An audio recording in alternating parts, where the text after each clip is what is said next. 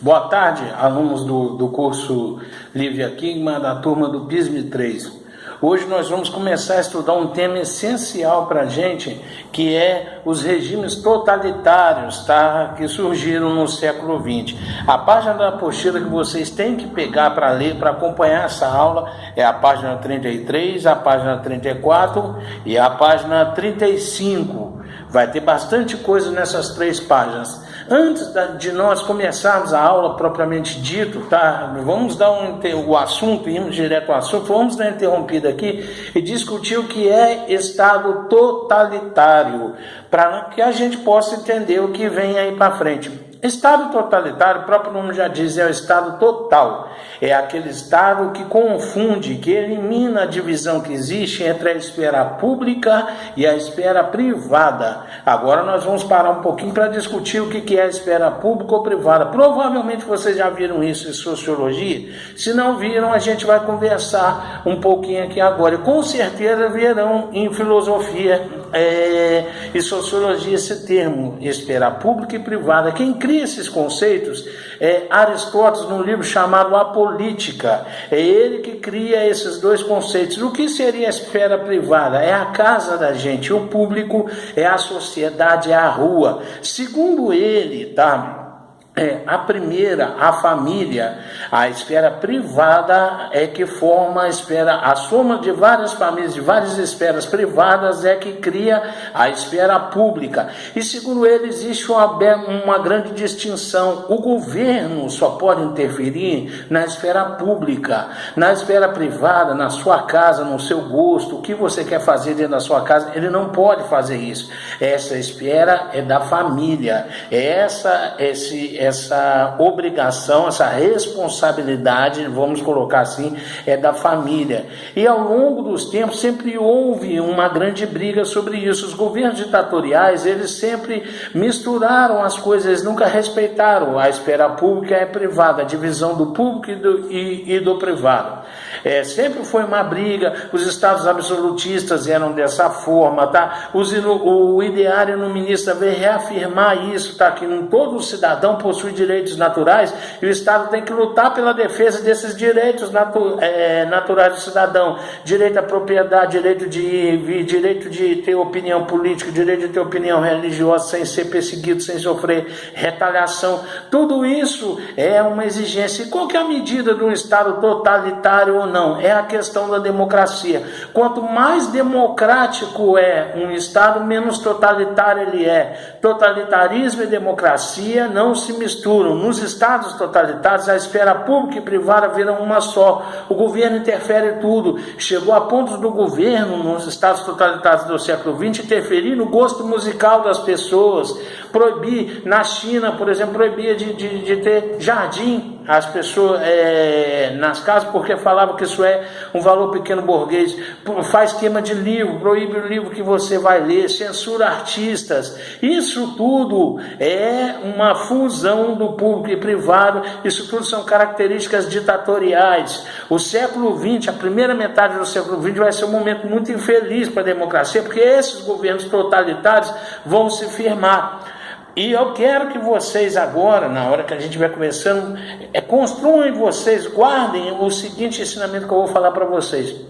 Democracia não é só votar. A democracia é um pacote de demandas e o Estado tem que defender esse pacote de demandas, tem que propiciar, lutar para que elas sejam respeitadas, protegidas, para que o cidadão tenha os seus direitos protegidos. O Estado que não faz isso é um Estado deficiente, e o Estado que tem como função desrespeitar isso, ser total, interferir em tudo, é o Estado totalitário.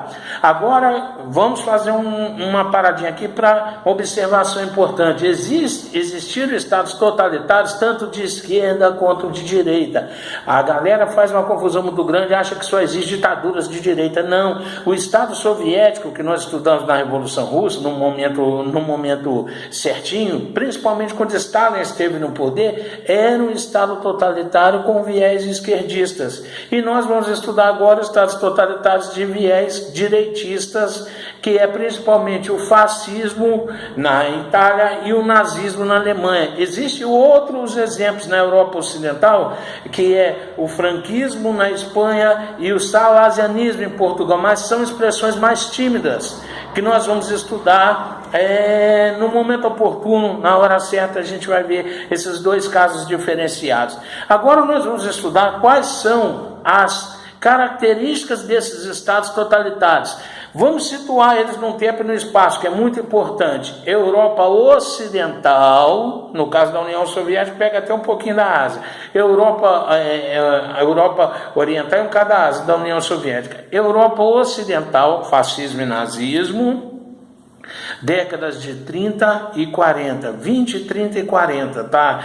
Falar em história é muito legal, situar um fenômeno no tempo e no espaço. Na apostila nossa, nós temos na página 33 algumas características desses estados, que é muito importante vocês saberem, isso cai demais. O primeiro é o antiliberalismo. O que é esse o antiliberalismo?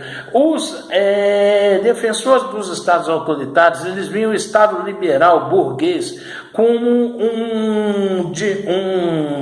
como é que eu vou dizer aqui? Um obstáculo, um desagregador do nacionalismo. Na época, o que estava bombando é um nacionalismo de um viés muito doentio, é aquele nacionalismo assim, eu amo tanto a minha pátria, tanto, que eu quero destruir a pátria vizinha. Segundo eles, o liberalismo, os partidos políticos, as eleições, diluíam isso, tornava a nação mais fraca. Eles falavam que o debate político gerado pelo pluripartidarismo enfraquece a nação. Muito pelo contrário, tá? Essa concepção é toda errada. Nós sabemos que a riqueza do debate político é justamente o quê? A diferença de ideias e a diferença de opiniões. É isso que enriquece o debate político, mas eles eram contra isso. Eles eram antissocialistas, porque o socialista prega a luta de classes, tá? Perdão, eu cometi um erro aqui. Prega a luta de classes. E a luta de classes também é um diluidor da nação como um todo, como os totalitaristas viam. Num regime totalitário, a individualidade, ela vai para o espaço, todo mundo é visto como um cidadão igual. Aí seus desejos, a sua opção religiosa, a sua orientação sexual, sua subjetividade, tudo isso é diluído. Você passa a ser um cidadão sem cidadania, tá? Regido por um grande maestro, um grande líder que comanda a massa cegamente. Se você for um dissidente, não concordasse com isso, você sofria perseguições, retaliações, igual aconteceu, e nós vamos falar disso muito futuramente. O antissocialismo, o anticomunismo também claramente, o nacionalismo, mas um nacionalismo exagerado, tá? É aquele nacionalismo belicista que prega invasão de territórios, que prega guerra, que prega ódio às minorias. As minorias estão sofrendo na Europa nesse período. Na Primeira Guerra Mundial, muitos impérios ruíram: Império Turco-Otomano, Império Russo, Império Austro-Húngaro. E essas minorias que faziam parte desses impérios estão dispersas na Europa, estão em territórios que não são seus, são hostilizadas, sofrem perseguições religiosas, tá? É nesse cenário que surgem esses movimentos totalitários. O militarismo dá um apelo muito grande para a violência, esses regimes todos. É o contrário. Quando você rejeita a democracia, você aceita a barbárie. Quando a democracia sai por uma porta, a barbárie entra pela outra, não tem jeito. Então, um regime que repudia o debate político, que repudia a liberdade de imprensa, que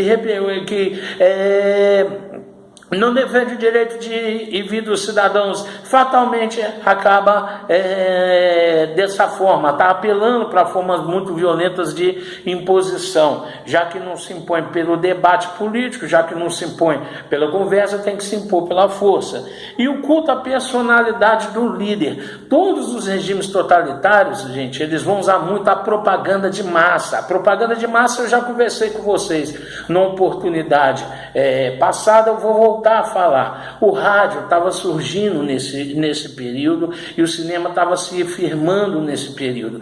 Tanto o rádio quanto o cinema, eles têm uma vantagem sobre a informação escrita, o jornal, o livro e a imprensa. Por quê? Para você entender um jornal, o livro, a revista, a imprensa, você tem que dominar A língua, você tem que saber muito bem ler, para você ver as sutilezas do autor, para você entender o que ele quis dizer, figuras de linguagem, aquele negócio todo, tá? Metáforas.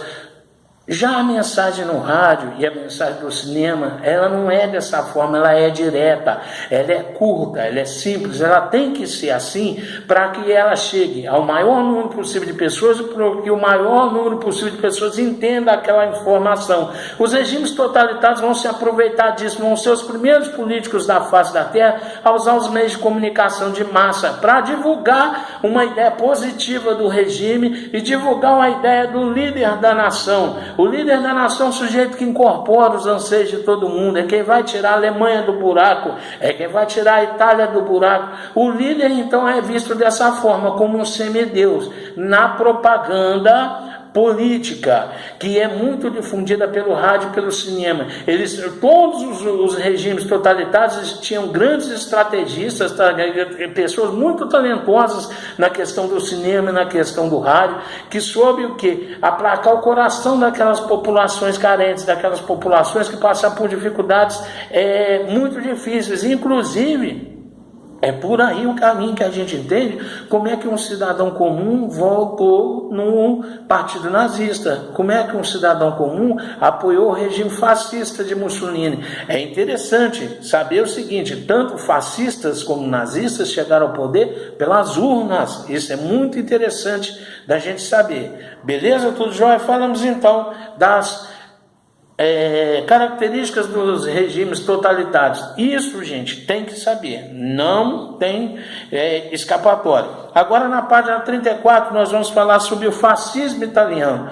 Para descobrir como é que eu nasci, para nós entendermos, bomas escorregados, para nós entendermos como é que o fascismo surgiu na Itália, nós precisamos primeiramente saber como era a Itália na década de 20. E eu já vou dizendo a vocês, a Itália saiu da Primeira Guerra arrasada, gastou muito dinheiro, teve muitas mortes e não teve retorno econômico praticamente nenhum. Ela começou a guerra de um lado, do lado da Tríplice Aliança. Quando viu que o lado dela estava perdendo, ela mudou para o lado da Tríplice Entente, mas disso não adiantou nada. Ela terminou a guerra do lado vencedor, mas ela não foi beneficiada pelo Tratado de Versalhes. A situação na Itália no pós-guerra era muito complicada, uma inflação enorme, um índice de desemprego altíssimo, uma desestabilização social enorme. Era um cenário muito propício para isso, um número gigantesco de ex-combatentes que voltaram para casa não conseguiam se inserir de novo socialmente falando, tá? Não conseguiam levar uma vida normal no pós-guerra. A maioria das pessoas que voltam da guerra voltam ou com problemas físicos ou com problemas psicológicos, então esses caras não conseguiam se reinserir. E nesses períodos de crise a esquerda consegue arregimentar muita gente. Os partidos de esquerda, os grupos de esquerda estavam crescendo muito na Itália no período pós-guerra, na década de 20, e principalmente aqueles que defendiam uma orientação bolchevique. A orientação bolchevique é aquela que a gente estudou lá na Revolução Russa, que fala o seguinte, que o povo tem que chegar ao poder, tem que solapar o poder, tem que conseguir o poder, tem que abarcar, o poder. E qual que é o caminho para o povo chegar ao poder? A via da violência. Esse é o caminho ensinado pelos bolcheviques, tá? Na verdade é o caminho de Marx, que os bolcheviques foram fiéis a eles. Esses grupos começaram a crescer muito na Itália e começou a acender o sinal vermelho na Igreja Católica, a burguesia italiana, os grandes proprietários italianos, os grandes latifundiários, os grandes banqueiros italianos começaram a ficar com medo desse crescimento da esquerda mais radical. E é nesse período também que surgem umas gangues de ex-combatentes chamados grupos de combate. Eram umas gangues que saíam de noite com pedaços de pau, corrente, uns caras bem fortes, batendo em líderes comunistas, em líderes grevistas, anarquistas, incendiando jornais trabalhistas, dissolvendo greves na base da paulada. Esquadrão de Fátio, quer dizer que chamava esses grupos, perdão que às vezes eu perco algum tema, algum conceito assim na hora, esquadrões de Fátio. a evolução desses esquadrões de Fátio, dessas gangues que vai surgir o Partido Fascista Italiano. O Fátio é fecho, é um conjunto de lenhas, é um símbolo dos magistrados do Império Romano. Eles vão se apropriar desse símbolo. Por que a burguesia, a Igreja Católica, os latifundiários, os banqueiros, todos eles fizeram vista grossa para essas verdadeiras quadrilhas que saíam de noite batendo nas pessoas, cometendo atentado, cometendo homicídio? Por quê? Porque vinham nos esquadrões de Fátio, no fascismo, uma maneira de conter o avanço do socialismo no país, dos grupos de esquerda no país. Por isso apoiaram, por isso injetaram dinheiro e foram crescendo.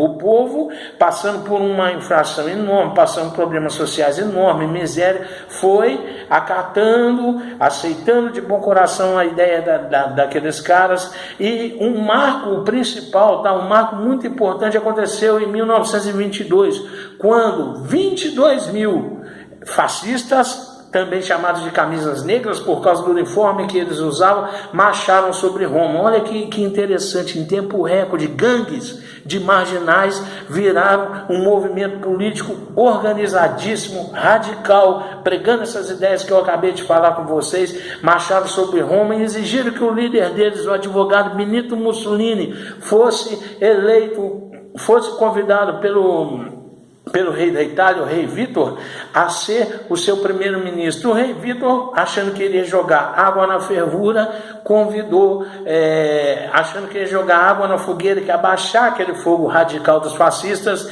atendeu a essa exigência, chamou Mussolini para ser seu primeiro-ministro. E agora a nação está nas mãos do partido fascista. Definitivamente. Mussolini vai dar uma orientação muito autoritária ao governo. Ele vai fazer diversas coisas interessantes que eu acho muito legal de vocês verem. Tudo isso está na nossa apostila aqui. Interessante, tá? Realizações do regime fascista. Vamos acompanhar com nós. Primeira coisa, ele resolve, o Mussolini e o partido fascista, à frente do governo italiano, uma questão secular que tinha entre a Igreja Católica e o governo italiano. É a questão do Estado católico. A Igreja Católica está crivada dentro da Itália e as autoridades católicas falavam que não iam obedecer às autoridades italianas. As autoridades italianas falavam, não, se está dentro do nosso país, tem que obedecer às nossas leis. Essa briga sempre aconteceu, até que Mussolini, em 1927, junto com o Papa Alexandre, ele fez o seguinte, o Tratado de Latrão. Segundo esse Tratado de Latrão, o governo italiano reconhecia a independência do Estado do Vaticano, é um quadrado perfeito de 16 quilômetros.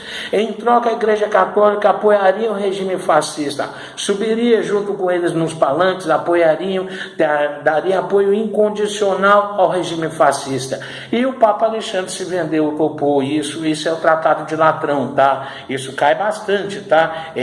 Foi quando o governo fascista de Mussolini cedeu o Estado do Vaticano à Igreja Católica em troca de apoio político. Os católicos têm essa mancha no currículo, infelizmente, de apoiado um dos regimes mais autoritários do século XX, mas sem julgamento, é só para a gente continuar aqui o raciocínio. Outra coisa interessante que Mussolini fez foi a Carta del Lavoro. A Carta del Lavoro é uma legislação trabalhista. Carta del Lavoro é Carta do Trabalhador. Para que ele fez isso? Para esvaziar a esquerda, tá? Atendeu muitas das demandas esquerdistas via governo, e aí esvaziou os grupos de esquerda. Ele começou a ser visto de uma maneira paternalista. Os trabalhadores italianos viam ele com bons olhos, foi o sujeito que deu direitos para a gente, tá? E então ele conseguiu também ganhar o quê? O apoio dos trabalhadores. É preciso, meninos, que vocês saibam que até as ditaduras precisam de apoio, precisam de base. Nenhum regime se sustenta só pela força, só pela porrada. É preciso ter uma ampla base de apoio junto à sociedade. Por isso o interesse deles em conquistar apoio dos católicos, apoio da classe trabalhadora. Isso é muito interessante.